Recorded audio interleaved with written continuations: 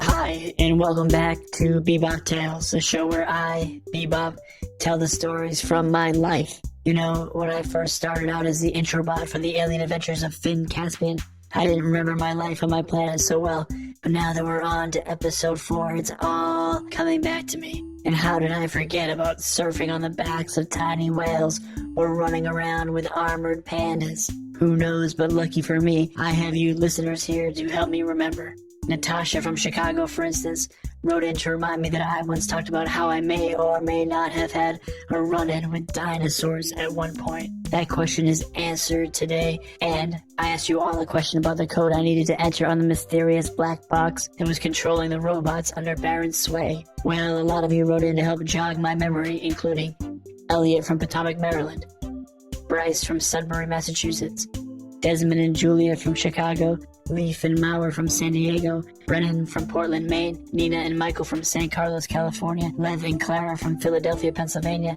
Finn from Melbourne, Australia, Quinn from Chicago, and Owen, who's 10 years old, who's from Philmont, New York. That was a lot of code breakers. Thank you all for your correct answers. Okay, so before I reveal what the answer was, let me get my impression of Jonathan going. Okay, I've been working on this all week, and I know I got it right this time. Here we go. Hi, I'm Jonathan Messenger. I am the one they call Jonathan Messenger. Hey, Johnny Mess here. Okay, all right, I almost got it. Here we go. Ready? Here's the last one. Ham. Ham. Okay, no, something is seriously wrong here. I apologize. I don't know why that ham thing keeps happening, and it's getting worse. I'm gonna have to see if I can get back to my planet and have Dr. Percolator look at that. Okay, let me see if I can just clear my throat here. Let's get the show started. There we go. Here is 5-year-old Zella from Chicago who cracked the code and is going to tell us the answer right now, and then we'll go right into the story. Take it away, Zella. Hi, this is Zella from Chicago, and I think I figured out the code, and I think the code is right up, left, right up, down, left up, left again. I figured out the code from the story.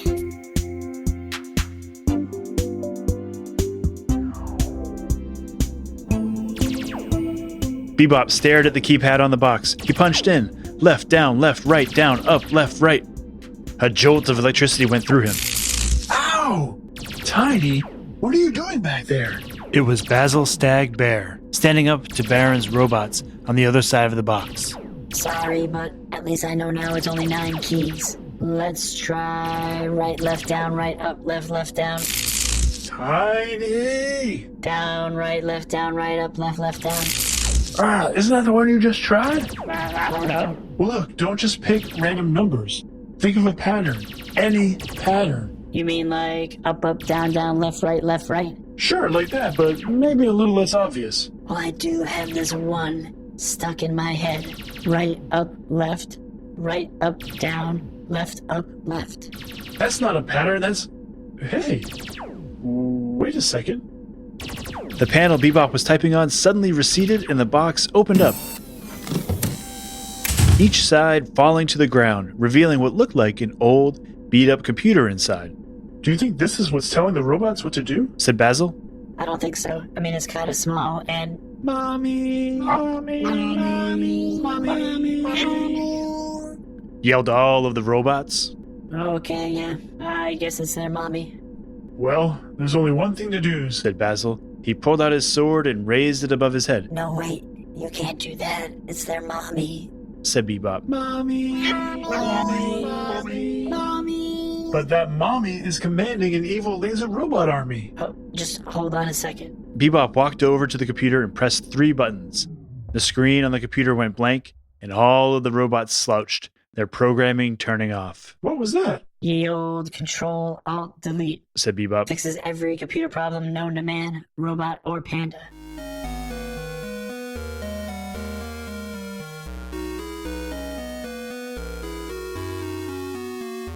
Slowly, all of the pandas, Dr. Percolator, BeeBop, and Whip all came together. Why is Barron using robots now? Has he given up on magic? Asked King Matthias. No, I don't think so, said Dr. Percolator. It looks like he actually enchanted this computer to control all of those bots. The Panda army had begun to clean up the island, rolling the shut-down robots into a large door of the castle and carefully handling the mother computer. I believe this is it for us, said King Matthias. We can't go any further with you, not with what's happened here. We're going to need to heal, and we're going to need some time to rebuild. But we can't stop now, Matthias, said Dr. Percolator. If we're going to take down Barron, then we have to strike now. I'm sorry, but I can't. I'll do it. Said BeeBop. Tiny, please. You're not going to do it alone. There are plenty of... No, it's my duty, and I defeated Barron 3 times already. King Matthias looked BeeBop over. You may be good at defeating robots, robot, but when it comes to magic, you'll be at Barron's mercy. I'll tell you what, I can spare one bear. Somebody summon Pandalf. A panda bear wearing a long gray robe and sporting a gray beard that nearly reached his knees stepped forward, using a long staff to help him walk. Pandalf is our greatest wizard. He will help you defeat Barron. Oh, wizard. I didn't know you pandas were wizards, too. Please, allow me to demonstrate some magic. Said Pandalf, stepping toward BeeBop. Pick a card, any card. But don't you have to show me a deck of cards first? Oh, right.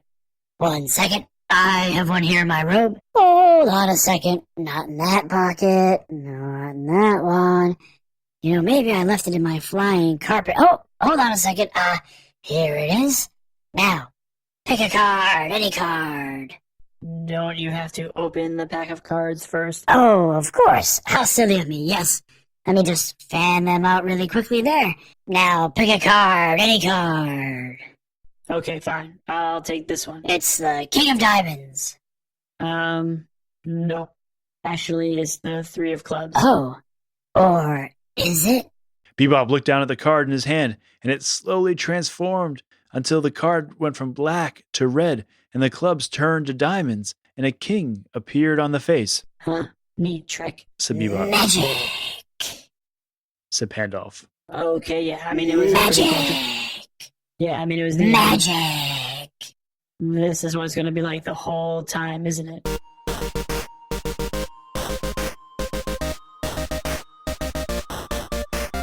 The next day, Pandalf and BeeBop set out on a boat for Barron's Island. Though it was hundreds of miles away, the smoke from the volcano made it easy to track. They took turns resting, and Pandalf practiced his magic on the deck, though BeeBop had the feeling that maybe he was showing off a bit. Incendious. A fireball leapt from his hand. Luminous.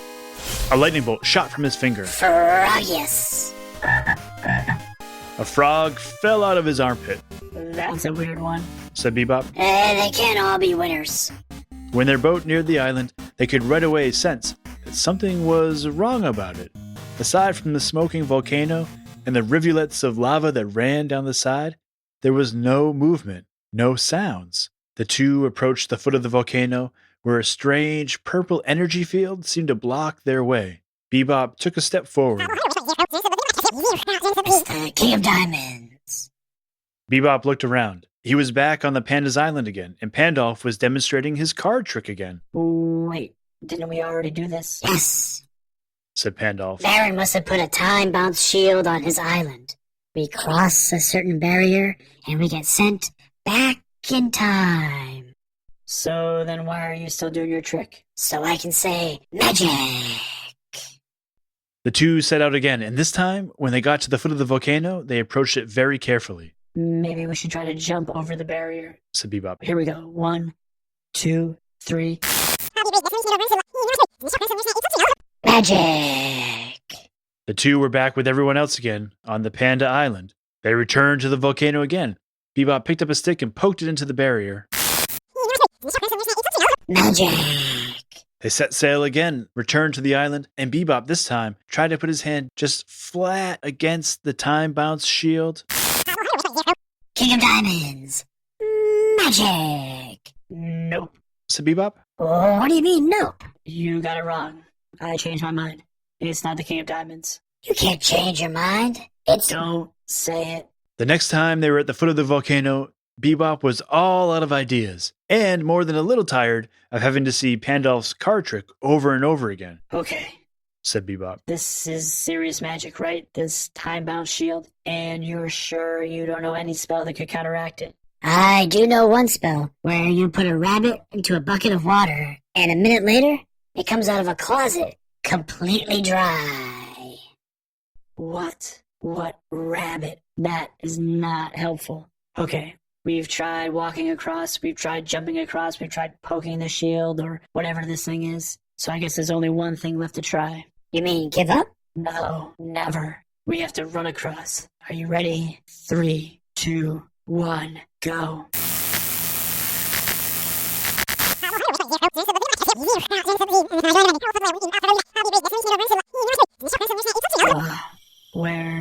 Where are we? King of Diamonds, magic! No, Pandalf, we're not back on your island. We're somewhere else. It's so humid here I can feel all the moisture in my circuitry. If we don't get out of here soon, I'm gonna go haywire. Said Pandalf. That mountain there looks familiar, doesn't it? Kind of the same shape as the one on Barron's island. But there's no smoke coming out of it. Yeah, and come to think of it, this whole place kind of looks like Barron's island, except more alive. I don't remember hearing this many birds and bugs. Uh-oh. I have a bad feeling about this. The two looked up, and flying across the sky was a giant bird. Or not a bird exactly. It had an enormous wingspan and almost a furry coat. Was that? A pterosaur. Said BeeBop. Flying lizard. It looks like we got time bounced all the way back to the Cretaceous period. So this is Barron's island, but like 80 million years ago? Great. Way before there were any people around to make art. Now what am I going to eat? I don't think you should be worrying about what you're going to eat, but rather what's going to eat you. BeeBop's eyes followed where Pandalf's paw was pointing, and there, slumbering on a nest, was a Tyrannosaurus Rex. It was unmistakable. The huge jaws, the tiny arms, the enormous, powerful legs. You know, I've always thought dinosaurs were not as tough as people say. Said BeeBop, inching closer to the sleeping T-Rex. This is a bad idea. This is a really bad idea. Said Pandalf. We should be looking for some sort of shelter or something. But BeeBop was already at the foot of the T-Rex. There in front of him were the sharp claws at the end of its toes. BeeBop looked back at Pandalf. Don't do it. BeeBop lightly tapped the toe of the T-Rex and began walking back to Pandalf. That counts. You saw it. I fought that T-Rex hand to claw. That doesn't count. Totally counts. How does tickling a sleeping T-Rex count as magic? Said BeeBop. But as soon as he said it, he knew something was wrong. Pandalf's gray beard had gone completely white. It woke up, didn't it? Yeah. And it's right behind me, isn't it? Uh-huh. Sigh. Okay. Let's run. Go, go, go, go, go, go, go, go. The two took off into the woods, the T-Rex roaring behind them.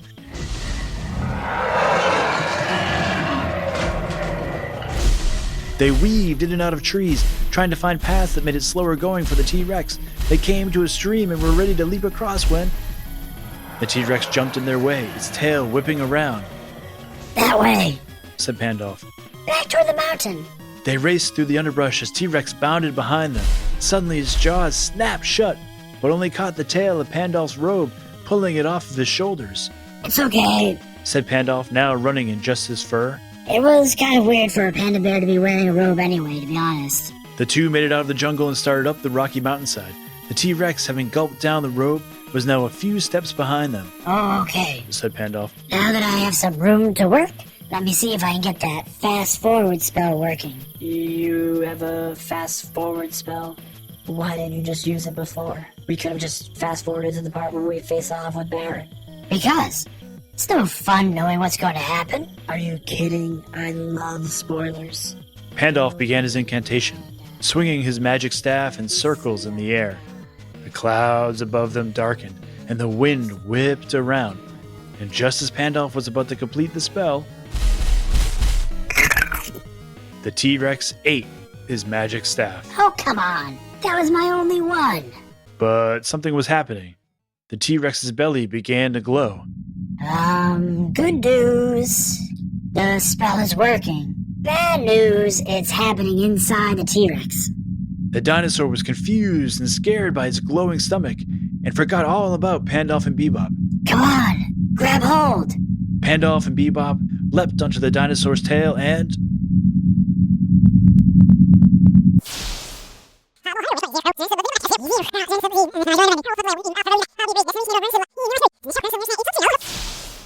they were back.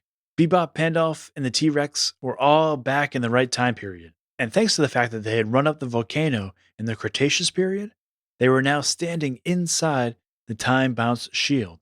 BeeBop and Pandalf both turned slowly and looked at the T-Rex. Hey, listen, we didn't mean you any harm, and we got this bad guy who lives in a volcano, so maybe it's best if we just parted ways as friends. It's okay. I'm not going to eat you. What? You can talk. Yeah, of course I can talk. I mean, you're a walking computer and you're a panda wizard, so I don't see why it's so weird that I can talk. Fair enough, said BeeBop. He filled in the dinosaur about where they were and how the world depended on them to defeat Barron once and for all. Okay, sign me up, said the dino. BeeBop smiled. He had done it. He had broken through Barron's defenses.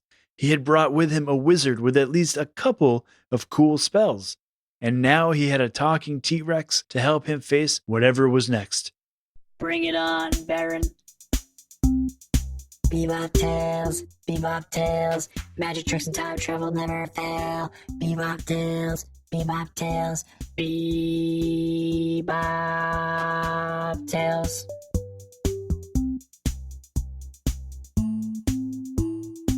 Okay, thank you so much again to all of the kids who helped me crack the code at the beginning of the episode. You all guessed correctly that it was the pattern that Basal took me through in the hallway of the castle when we were escaping. And speaking of Basal, someone told me there's actually a book called Redwall by Brian Jakes, and that there's a character in that book by the name of Basal Stag Hair that's awfully similar to the Basal from my life. I will be looking into this matter closely, and I recommend that you do as well. Okay, speaking of looking into, hold on a second, let me put on my bib. Now we have some delicious art for me to gaze at. I'm not going to eat it just yet. Jonathan told me that it is rude to eat on mic, so as soon as this is over, I'm going to dig in. First up is the art from a brother and sister team, Miles, who's 5, and Kira, who's 3, both from Oakland, California, and both who sent in amazing art. Miles drew this really, really cool jellyfish, and Kira drew some smiling people.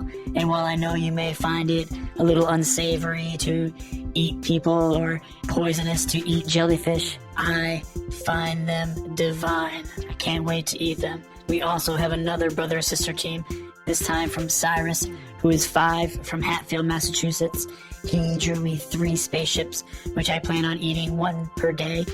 And I think it was just Cyrus's birthday. So happy birthday, Cyrus. And his sister Ellery drew the mutant whales from a couple episodes back, as well as the bobs from season 1 of Finn Caspian. And she even properly labeled a bush bob in the drawing.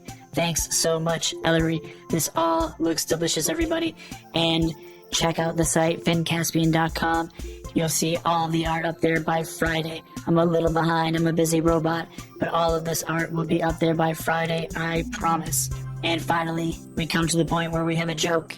Here's a joke from listener Avery, who is 6 years old. Hi, my name is Avery. What does an alien say when it's tired?